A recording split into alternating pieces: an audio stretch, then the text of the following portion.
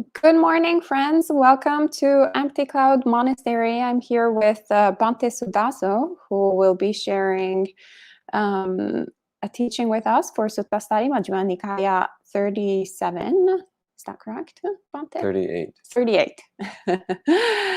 All right. So without further ado, I'll pass it on to Bhante Suddhaso. Thank you, Bhante. So we'll start by paying homage to the Buddhas.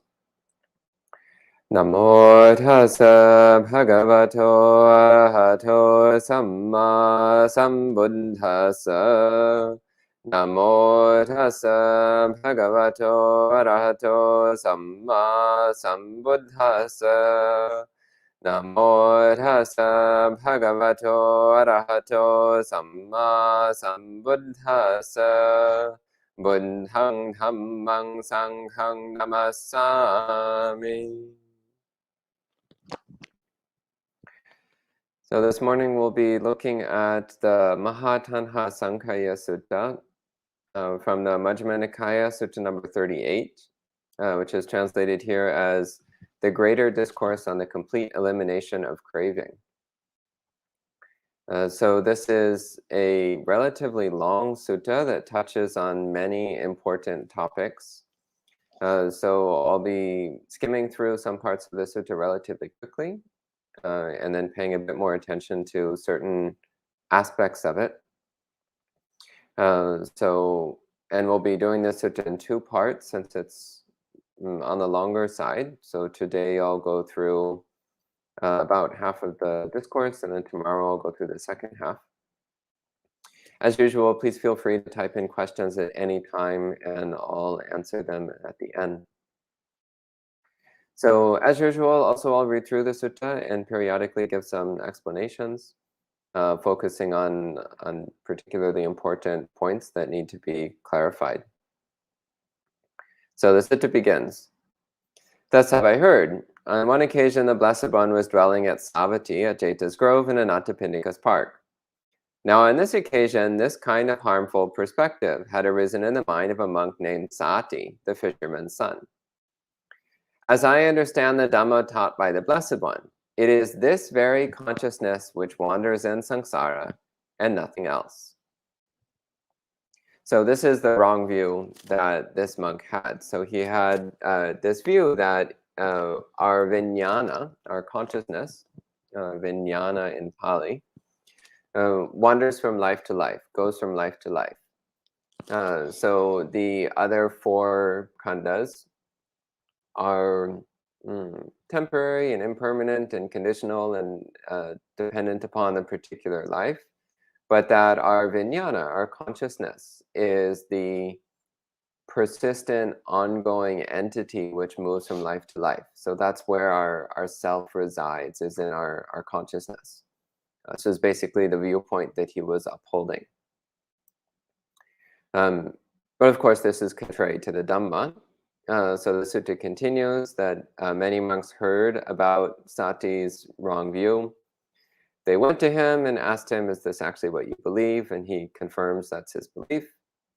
So then those monks say to him, Venerable Sati, don't speak in that way. Don't misrepresent the Blessed One. It is not good to misrepresent the Blessed One. Venerable Sati, consciousness has been spoken of in many ways by the Blessed One as conditionally arisen. Consciousness does not exist apart from its cause. While Sati was being spoken to in this way, he stubbornly held to his viewpoint. So first off, saying consciousness is dependently arisen, the Pali word for this is paticca samuppannang. So paticca samuppannang, this is the past participle form of paticca samuppada. So dependent co-arising or dependent origination, conditional manifestation, it goes by different translations. Dependent origination is probably the most common. So the point that they're making here is that you cannot separate consciousness from its cause. And when those causes and conditions are absent, then consciousness is also absent. So what they're pointing to here is that vijnana, consciousness, has the same momentary nature as all other phenomena. It has the same nature of arising temporarily, dependent on causes and conditions, and ceasing based upon the cessation of those causes and conditions. And this is a process which we can see happening in a moment-by-moment basis. In each moment, there's the arising of consciousness based upon causes and conditions, and the ceasing of consciousness based upon the alteration of those causes and conditions. So you can't even draw a thread of a persistent consciousness in this very life, let alone a thread of persistent consciousness throughout multiple lives. But Venerable Sati was persistent in holding on to his viewpoint. So the other monks went to the Buddha and bowed to the Buddha, sat to one side, and reported to the Buddha what had happened. And so the Buddha says to them, he says, go and summon Sati Bhikkhu with my words. Venerable Sir, the teacher summons you. In the suttas, this is usually a bad sign. When the Buddha calls you in personally, that's usually a sign that he doesn't approve of something you've been doing or something you've been thinking. So the monk goes to Venerable Sati and tells Sati to come and see the Buddha. So Sati comes to the Buddha, and the Buddha asks him, is this actually what you believe? And Sati replies to the Buddha, he says, Bhante, it is in this way that I understand the Dhamma taught by the Blessed One.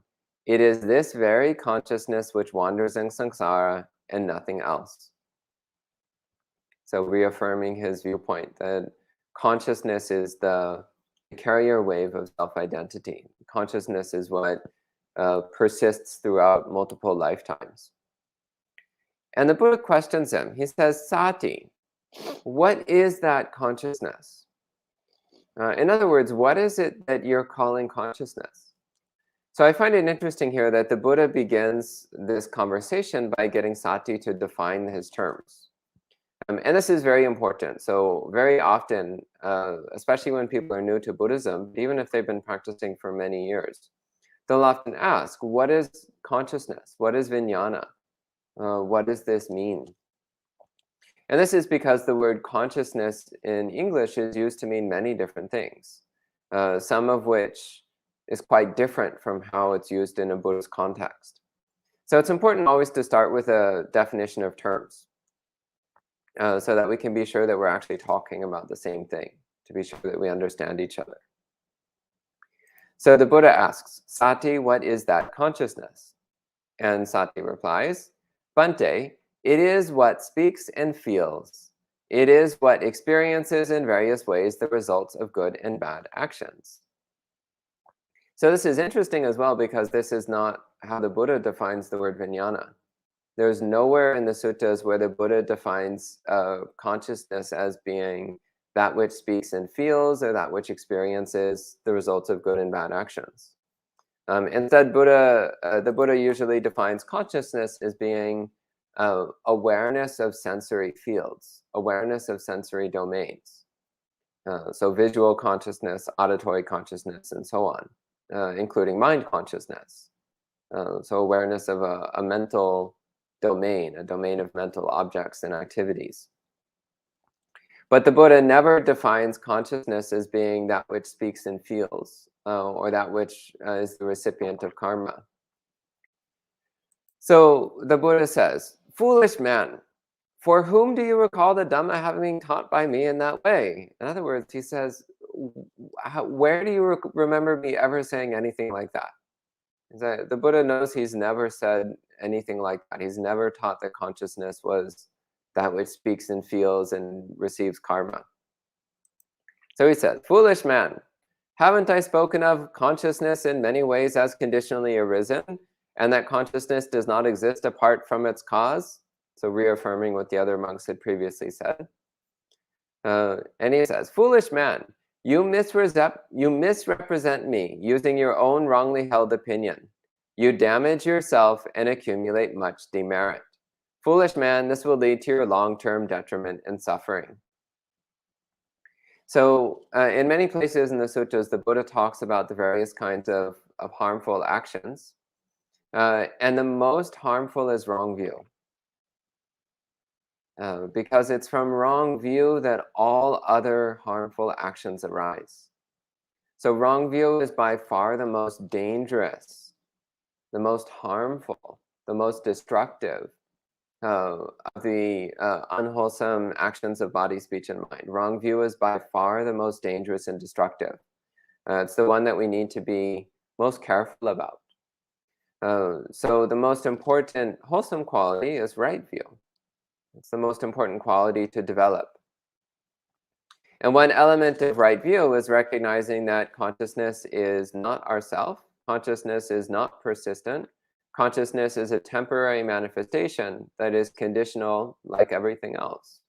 Therefore, it cannot be our true self, and it cannot be persistent. It cannot be the entity which moves from life to life. It cannot be the soul. It's simply something which arises and ceases like everything else. So it's interesting that even with suttas like this, which lay this out so clearly, even to this day, there are many Buddhist practitioners who still hold to the same wrong view that Sati held. They still hold to the wrong view that consciousness is our ground of being, that consciousness is our true self, that consciousness is what persists from life to life. So there's still this viewpoint to be found, taught by even by contemporary, highly respected Buddhist teachers. So this is another reason why it's so important to read the suttas. When we read the suttas, then we find that there are many suttas which are directly countermanding popular wrong views. Wrong views so popular that they keep cropping up for the past 2,500 years. People keep falling into the same wrong views that people fell into in the time of the Buddha. Still falling into the same wrong views, which the Buddha dismantled and rejected time and time again. So then the Buddha addressed the monks. So now he's saying to the other monks, he says, "Monks, what do you think? Has Sati Bhikkhu kindled even a spark of understanding in this Dhamma Vinaya?" And the other monks replied, "How could it be so, Bhante? Certainly not, Bhante." When this was said, Sati Bhikkhu sat silent, ashamed, slouching, face downcast, sullen, and unresponsive. So this is one of the teaching techniques that the Buddha would use, public shaming. So public shaming, sometimes people find public shaming a little bit uncomfortable. Sometimes they think it's inappropriate conduct. But it was something that the Buddha would use as a teaching tool from time to time. There are many suttas where the Buddha would publicly shame, especially monks, for misconduct, or especially, again, for wrong views. So on the other hand, the Buddha was also filled with infinite compassion and wisdom. So he would do this out of pure compassion. So there was no mean-spirited ill will in the Buddha. He wasn't trying to hurt anyone's feelings. He wasn't trying to cause harm by doing this. Quite the opposite. The Buddha was publicly shaming Venerable Sati for two reasons. One, to help Venerable Sati break free of his wrong views. And two, to communicate to all the other monks, as well as every recipient of the Buddhist heritage, right down to us in this day. He was trying to communicate to everybody else very clearly that it's wrong view to place self-identity on consciousness. It's wrong view to say that consciousness persists from life to life, or again, even from moment to moment, would still be wrong view. So then the Buddha says to Sati, he says, "Foolish man, you will be known by your own harmful perspective." And this is true. So even now, 2,500 years later, if you mention the name Sati, the fisherman's son, to Buddhist monks, then they'll be like, "Oh, he was that fool who thought that consciousness is a true self that persists from life to life." So Sati Bhikkhu is famous throughout the Buddhist world, and not for good reasons. Not for anything bright and honorable, but rather he's known to this day as being one of the many, many examples of somebody who thought that consciousness is true self. So the Buddha asked the other monks, he says, "Monks, do you recall the Dhamma having been taught by me in the way that Sati Bhikkhu misrepresents me using his own wrongly held opinion, damaging himself and accumulating much demerit?" So this is kind of a question that includes its own answer. So he says, "Do you remember me teaching the Dhamma the way this monk claims I did? The way he's misrepresenting me?" And the other ones say, "Certainly not, Bhante." And they reaffirm consciousness is conditionally arisen and does not exist apart from its cause. The Buddha says, "Good, good, monks," and he affirms again that consciousness is conditionally arisen, and that Sati is misrepresenting him, and that Sati's wrong view will lead to his own long-term harm. So then the Buddha launches into a description of consciousness. And this is where the sutta starts to become an exposition, where the Buddha's like, well, clearly these people aren't quite understanding what consciousness is. If Sati misunderstood consciousness, then others will also misunderstand it. So now the Buddha is giving a more thorough explanation of what he means by consciousness, so that there can be no misunderstanding. So he says, whatever condition consciousness arises in dependence on, it is in terms of that it is defined as consciousness. When consciousness arises in dependence on an eye and visual objects, it is defined as eye consciousness. When consciousness arises in dependence on an ear and sounds, it is defined as ear consciousness. And then the same with nose and fragrances, tongue and flavors, body and tangible objects, and mind and mental objects. So here the Buddha is speaking about the 6 kinds of sensory consciousness. So visual consciousness, auditory consciousness, and so on. So consciousness based upon eye, ear, nose, tongue, body, and mind. Sight, sound, smell, taste, touch, and thought. The 6 ways that consciousness arises. So here he's also pointing to the concept that consciousness is not something which is always existent, but rather consciousness arises when there is the presence of some kind of sensory ability. So when there is the ability to see things, then there can be eye consciousness, visual consciousness arising based upon that. He's also pointing here to the fact that consciousness depends upon the 6 sense bases. And the 6 sense bases depend upon the existence of body and mind. So he's pointing here again to the process of dependent origination. So the Buddha then asks a series of further questions. So I'm going to go through these questions because here the Buddha is laying out a sequence of logic. He says, "Monks, do you see that this has come into existence?" In other words, do you see that there is currently consciousness operating? And they reply, "Yes, Bhante." He says, "Monks, do you see that this exists because of that source?" In other words, so source here, by the way, is ahara. So ahara is commonly translated as nourishment or nutriment. So that which fuels or feeds something, which gives something the ability to exist. In other words, do you recognize that that consciousness has a particular source? It comes about because of some kind of nourishment. So consciousness has its own nourishment, its own food. It doesn't exist on its own. It exists because it has something which feeds it. And they reply, "Yes, Bhante." And the Buddha says, "Monks, do you see that with the cessation of that source, what has come into existence is also of the nature to cease?" And they reply, "Yes, Bhante." So here again, the Buddha is emphasizing. He's saying consciousness only comes into being because it has something which nourishes it, which gives it a reason to exist. And when that reason, that nourishment, that source is not present, when it ceases, then consciousness also ceases. In other words, in a moment when there is the existence of a body, and that body has functioning eyes, and there are some kind of visual objects within range of the eye, then based upon those sources, then that feeds the arising of eye consciousness, of visual awareness. But if any of those conditions change, for example, if there's nothing to see, or if one's eyes aren't working correctly, or if there's no body at all, then these are all conditions under which eye consciousness will cease to exist.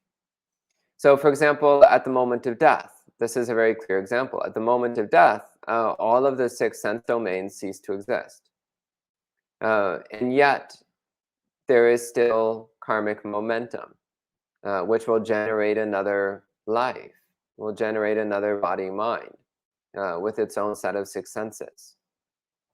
But that means that at the moment of death, consciousness also ceases because it has no body or mind in order to feed it. It has no capacity for sensory experiences. So then, since there's no sensory experience, there can be no sensory consciousness. There can be no vijnana. And actually, again, this is happening in every moment, because in every moment, body and mind are constantly arising and ceasing, which means that in every moment, consciousness arises and ceases. It isn't persistent, but rather it's a momentary arising which immediately disappears. It comes and it goes on a moment-by-moment basis. Then the Buddha asks about the arising of doubt. He says, "Monks, does doubt arise from uncertainty about whether or not this has come into existence?" In other words, if one is confused about whether or not consciousness has manifested, whether or not consciousness has arisen, when one, for example, is not sure whether consciousness is a permanent, persistent thing, then that leads to doubt. Doubt about what? Doubt about the Dhamma, doubt about the Buddha's teachings, doubt about the temporary nature of all things. In other words, often we're not paying close enough attention to our experience to recognize that consciousness is a temporary phenomenon, which is constantly arising and ceasing. So when we're not paying close enough attention, then there appears to be persistent, ongoing consciousness. Again, one of the common contemporary metaphors that we use is of a video. So right now you're watching a video of a Dhamma talk. And it appears to be a persistent, ongoing, moving image on your screen. But if you have some awareness of technology, you know that this isn't true. You know that it's actually a series of individual frames, however many they use these days. 60 frames per second, I think, is relatively common these days. In other words, 60 individual photographs. So you're not actually seeing a video of me talking. What you're seeing is a series of individual photographs strung together so close together that it appears to be a moving, persistent image. So it's the same thing with consciousness. Because we're not paying close enough attention, we don't recognize that consciousness is a series of momentary arisings and ceasings, a series of momentary instants of consciousness. Instead, we just get this illusion of a single, ongoing, persistent consciousness. But if we pay close enough attention, then we can recognize the arising and ceasing of consciousness in each moment. And therefore, we will recognize that it is not a persistent, ongoing consciousness, but rather it's a series of individual, temporary moments of consciousness. And the Buddha continues, "Does doubt arise from uncertainty about whether or not this exists because of that source?" In other words, when you don't recognize that consciousness has a source, a particular cause, then again, you might not recognize that consciousness is dependent upon a particular cause. You might not recognize that consciousness relies upon something outside of itself, which means that consciousness is not self-existent. Consciousness cannot exist in and of itself. It can only exist when its particular causes and fuel is existing, when its causes and conditions are present. So since consciousness cannot exist of its own, consciousness cannot have its own self-existence, then that's how we know that it is not our true self. And that's how we know that it's not what carries on from life to life. Because whatever consciousness depends upon ceases, definitely at the end of each life, but again, at the end of each moment. So then he says, does doubt arise from uncertainty about whether or not, with the cessation of that source, what has come into existence is also the nature to cease? In other words, he's saying if you don't recognize that consciousness depends upon other phenomena which are arising and ceasing, then you might also not recognize that consciousness itself is impermanent and temporary. Consciousness itself is constantly arising and ceasing. And therefore, there's no ongoing consciousness. It's actually a series of separate consciousnesses which appear as a string. But if you don't recognize that consciousness is dependent upon temporary phenomena, then you might not also recognize that consciousness itself is impermanent and temporary. And then the Buddha says, is that doubt abandoned when one accurately sees with proper wisdom that this has come into existence?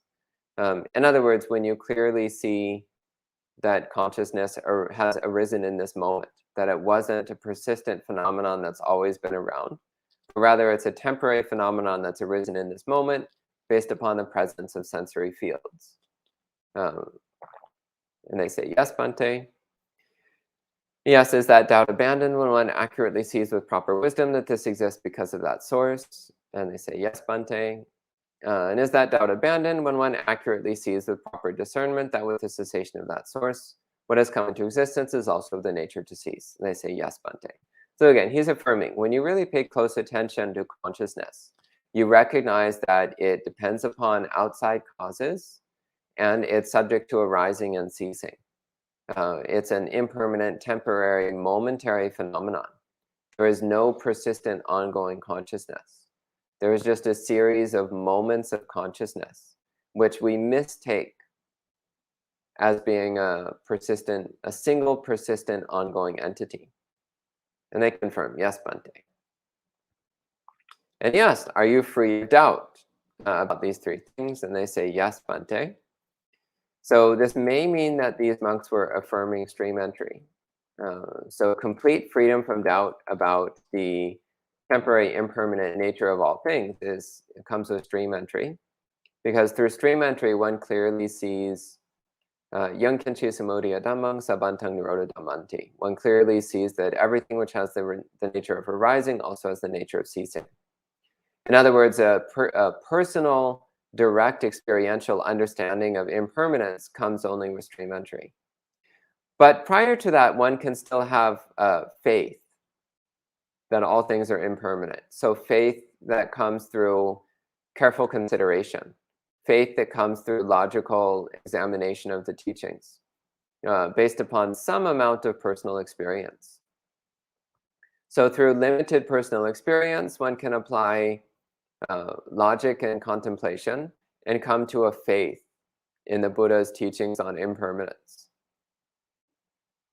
So either the monks he's talking to are already stream enterers, or they have sufficient knowledge of the Dhamma and sufficient faith that they understand the Buddha's teachings on this point, that consciousness is a temporary conditional arising, and therefore it cannot be persistent from life to life, and it cannot be our true self. And he asks, has it been well seen, these 3 points? And they reply, yes, Bhante. And he says, monks, this perspective is pure and bright.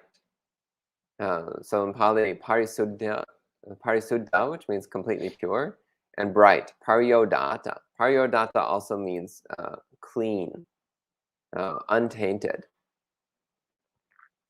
So he's affirming that this understanding that all things, including consciousness, are dependently arisen, impermanent, temporary, not our true self. That understanding is a completely pure understanding, completely wholesome, completely clean. It's something which leads to the highest purity of mind, and something which conduces to complete awakening. So he says, this perspective is pure and bright. However, if you adhere to it, cherish it, treasure it, and treat it as yours, would this be a proper way for you to understand the Dhamma that has been taught for the sake of escaping and not for the sake of grasping? And they reply, certainly not, Bhante. In other words, the Buddha is saying there is this viewpoint, this belief, and it's great. However, if you cling to it and see it as a personal possession, so I possess this right view, would that be a correct understanding? Would that lead to escaping samsara? They say no, Bhante. So the Buddha is saying even attachment and clinging and self-identity in relation to the Dhamma is going to be ultimately an obstacle for you. So even more so, attachment and clinging and self-identity in relation to something so obviously temporary and impersonal as consciousness.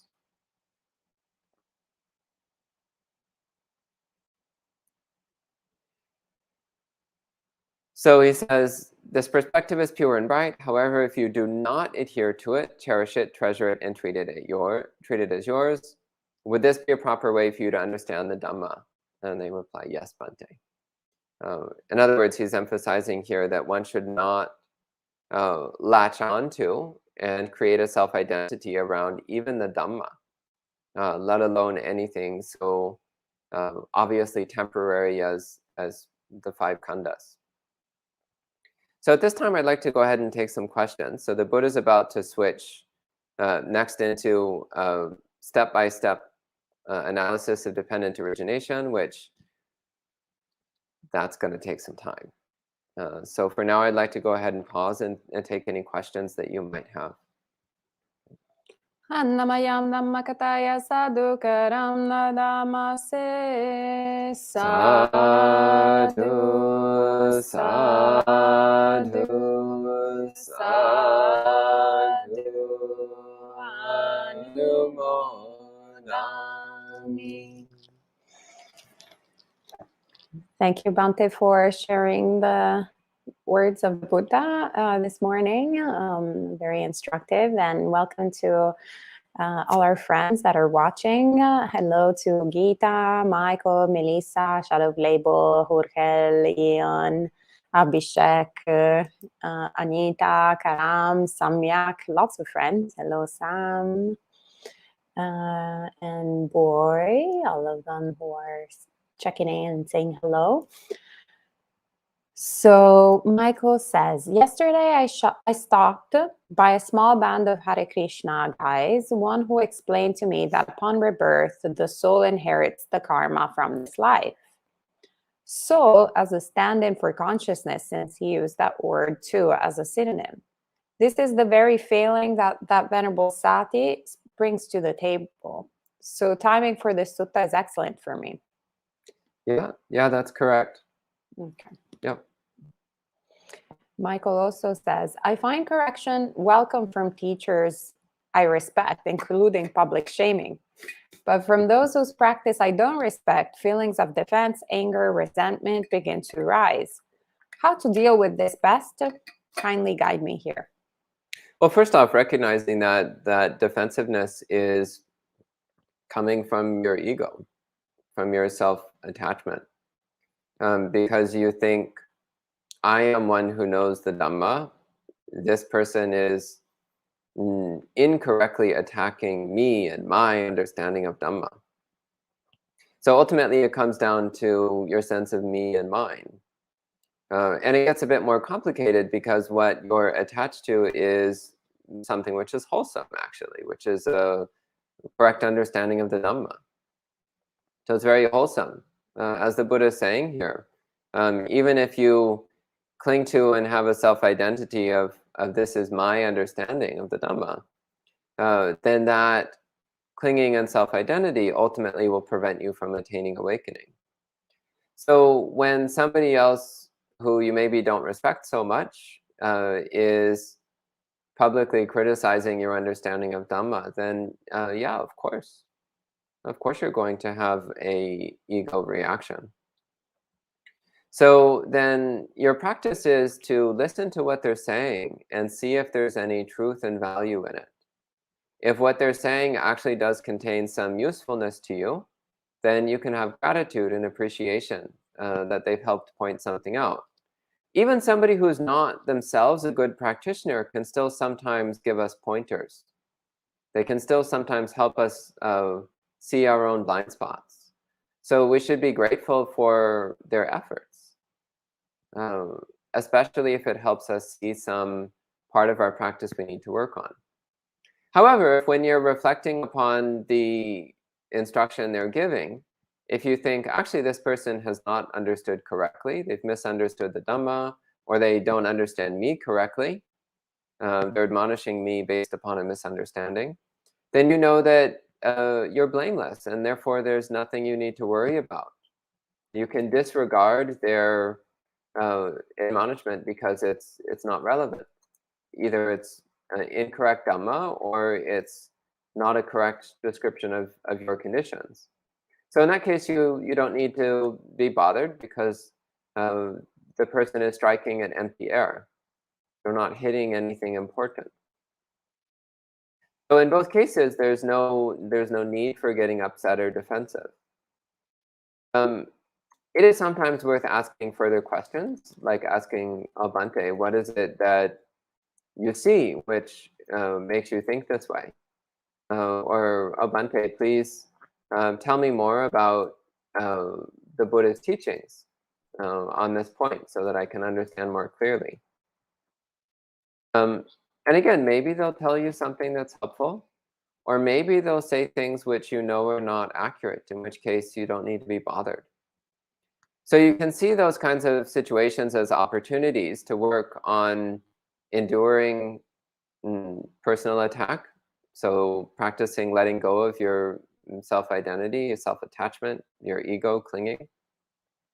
And also a chance to investigate the Dhamma. Again, there's a chance that the person might actually have something to say which is helpful to you. Those are my thoughts on that question. Thank you, Bhante. And Anita says, some traditions refer to universal consciousness. What do they mean? I don't know, because universal consciousness isn't really spoken about in the Pali Canon. So what is mentioned is the idea of vijnana dhatu, the consciousness element, which is an aspect of the natural world. But is it universal consciousness? Well, again, it depends on what somebody means by that. Also, we see spoken about the Brahma Devas. So the Brahma Devas can have consciousness so large that it encompasses multiple solar systems, multiple galaxies, even up to the level of entire universes. So that's a very large mind, but it's still a temporary conditional consciousness, and it's also ultimately not true self. There can also be the experience of infinite consciousness through deep samadhi or through certain rebirth. One can experience what seems to be an infinite consciousness, but that also is just another temporary experience. That's not our true self. So we don't normally talk about universal consciousness in Buddhism. So if you gave some clarification on how that term is used elsewhere, then we could talk about whether or not it's relevant to Buddhism. All right, thank you, Bhante. Anita also asks, can you please type the Pali sentence on everything arises that you mentioned? Yen kenchi samudaya dhammang sabantang nirodha dhammang. It's in the Dhammacakkappavattana Sutta. That's one of the most well-known locations of finding it. So at the end of the Buddha's discourse, then this is what Venerable Kondanya realized. And it was this realization which was synonymous with his attainment of stream entry. All right, and then there is Sia, who's asking, how does the pure mind, pure awareness mentioned in some Mahayana traditions, for example, Dzogchen, fit into this teaching from the Buddha? So it should be first off explained that I'm not that familiar with how terminology is used in Tibetan Buddhism. So I would have to start with definition of terms. I'd have to start by asking, what do you mean by pure mind? How are you using this term? And then we can talk about it, about its relevance to the teachings in the Pali Canon. So I'd have to start by getting a definition of terms before I could give any clear answer for that.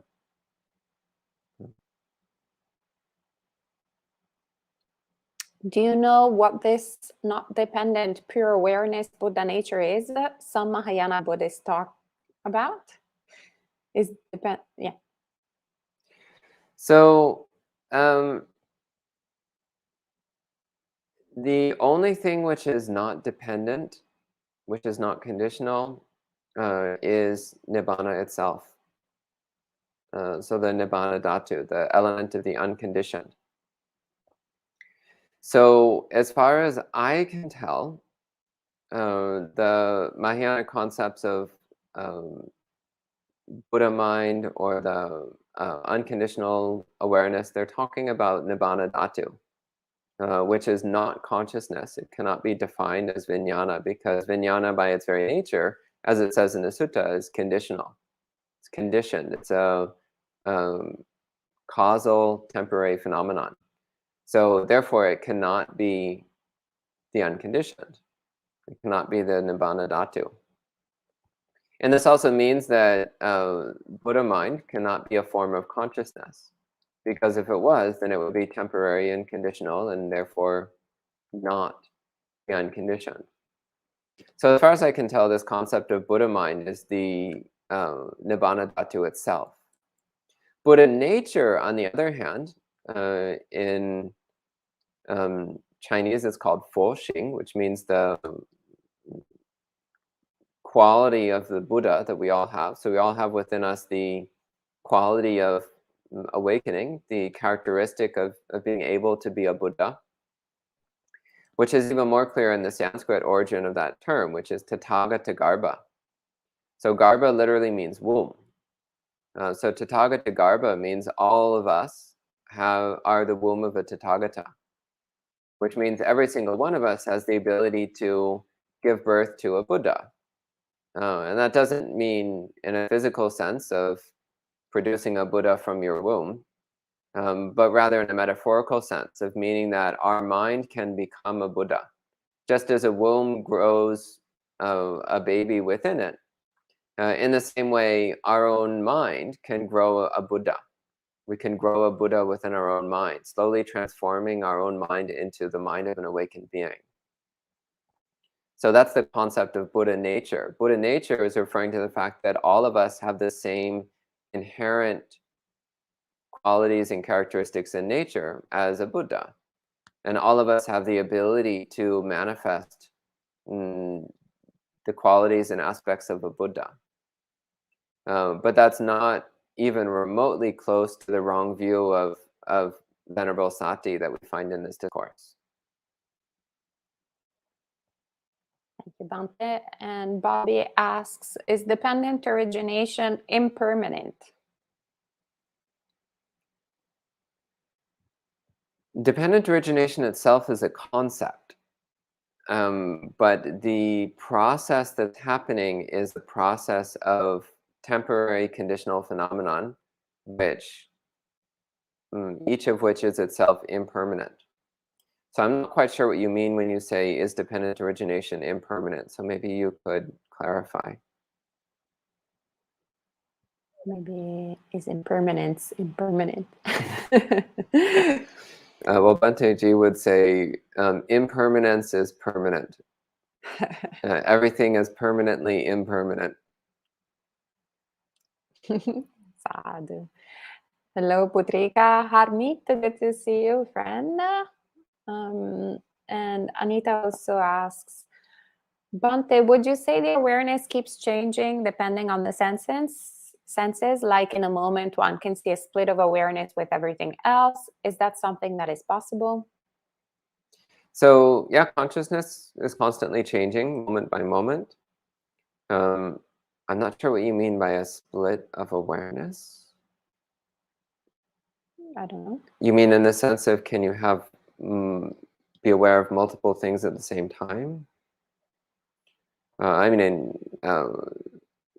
traditionally, based upon specifically the Abhidhamma commentaries, then the answer would be no. There can only be one consciousness present in each moment. You can't have multiple consciousnesses in each moment. She's saying universal consciousness like oneness in a moment, in the here and now. So there is such a thing as oneness and the experience of oneness, but it's not the goal of Buddhism. So the Buddha, for example, in the Mullapariyaya Sutta and in the Brahmajala Sutta and a few other places, he says that there is the view that everything is one, so all is one. But that's not quite correct. That's not the ultimate view.